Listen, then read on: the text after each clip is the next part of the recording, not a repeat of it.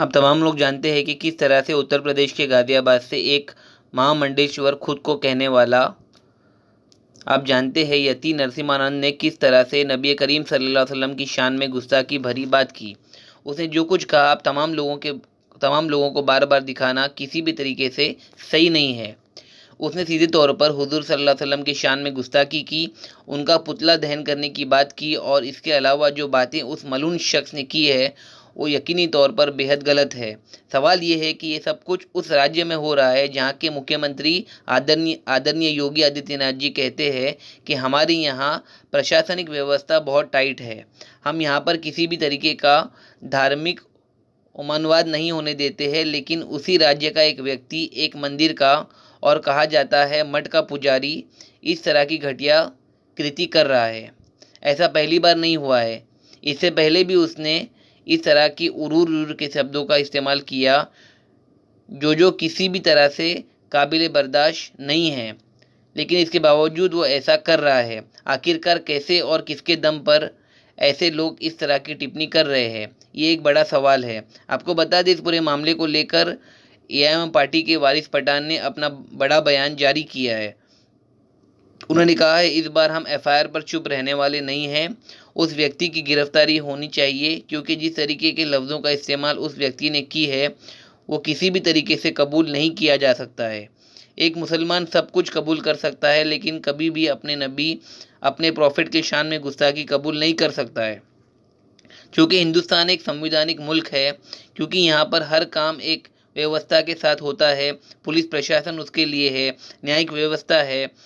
तो यहाँ के मुसलमान ये चाहते हैं कि पुलिस प्रशासन इस पूरे मामले को संज्ञान में लेते हुए उस व्यक्ति को गिरफ्तार करे।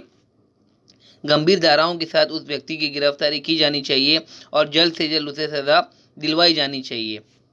सुनिए क्या कुछ कह रहे हैं वारिस पठान।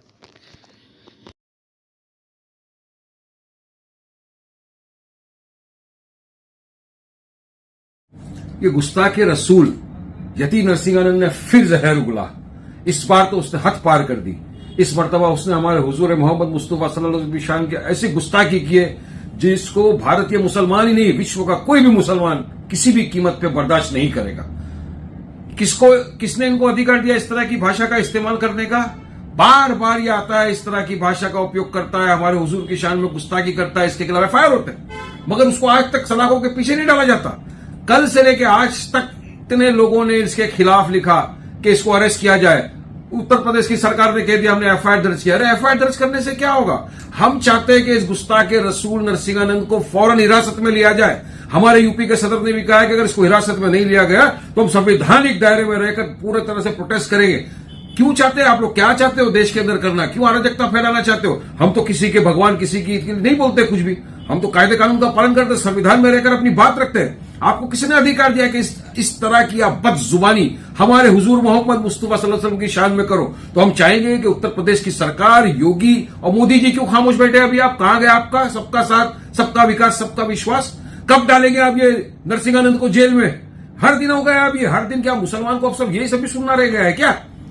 कभी रामगिरी कुछ बोलता है, अभी नरसिंहानंद ने बोल दिया। तो ये अल्फाज कोई भी मुसलमान किसी भी कीमत पर बर्दाश्त नहीं करेगा। और मैं इस माध्यम से हमारे मुसलमान भाइयों को एक रिक्वेस्ट करना चाहूंगा कि हमको कायदा कानून हाथ में नहीं लेना, हमको संविधान के दायरे में रहकर बात करना है। लेकिन हम ये चाहते हैं कि यूपी की सरकार यति नरसिंहानंद को फौरन हिरासत में ले। एफआईआर का खेल बहुत हो गया। इस गुस्ताखे रसूल को फौरन हिरासत में लेकर सख्त सजा दी। आपने सुना एएम के नेता वारिस पठान ने किस तरह इस पूरे मामले पर अपनी बात रखी। सीधे तौर पर अगर बात की जाए तो पिछले कुछ सालों में हिंदुस्तान में फैशन बन गया है मुसलमानों के खिलाफ आग उगला जाए, मुसलमानों को लेकर के जहर उगला जाए, मुस्लिम नौजवानों को, मुस्लिम समाज के लोगों के साथ बदसलूकी और बदतमीज़ी की जाए, उनके प्रॉफिट के बारे में उलूज बातें की जाए। और इस तरह की बातें कैसे की जा रही है और क्यों की जा रही है, इसे समझने की ज़रूरत है। चाहे नुपुर शर्मा हो या फिर महाराष्ट्र का वो रामगिरी महाराज, ऐसे लोगों की जब गिरफ्तारी नहीं होती तब सवाल उठते हैं। सवाल ये है कि ऐसे लोगों पे यूएपी और एनएसए जैसे धाराओं का इस्तेमाल क्यों नहीं किया जाता है। वहीं पर मुफ्ती सलमान नज़री जब एक शेर पढ़ देते हैं, आज कुत्तों का वक्त है, कल हमारा दौर आएगा, बस इस वजह से उन्हें जेल में डाल दिया जाता है और उनके ऊपर prevention of anti social activities act का इस्तेमाल कर दिया जाता है, जो खुद में एक भयानक कानून है, जिसके ज़रिए किसी व्यक्ति को 1 साल तक जेल में रखना बेहद आसान हो जाता है। यही वजह है कि मुफ्ती सलमान नज़री पिछले लगभग 9-10 महीनों से कोर्ट कचहरी के चक्कर काट रहे हैं, लेकिन इसके बावजूद उनकी रिहाई का कोई रास्ता नहीं निकल पा रहा है। अभी मामला उनका सुप्रीम कोर्ट में है। सवाल ये है कि जब उनके साथ ये मामलात एक शेर पढ़ देने की वजह से होते हैं, तो फिर वो जो नबी पाक सल्लल्लाहु अलैहि वसल्लम के शान में गुस्ताखी भरी बात कर रहे हैं, इनके साफ लफ्ज़ों में नफ़रत और जहर दिखाई दे रहा है, फिर ऐसे लोगों की गिरफ्तारी क्यों नहीं हो रही है? क्या इस देश में न्यायिक व्यवस्था अलग अलग है? क्या इस देश में प्रशासनिक व्यवस्था अलग अलग है?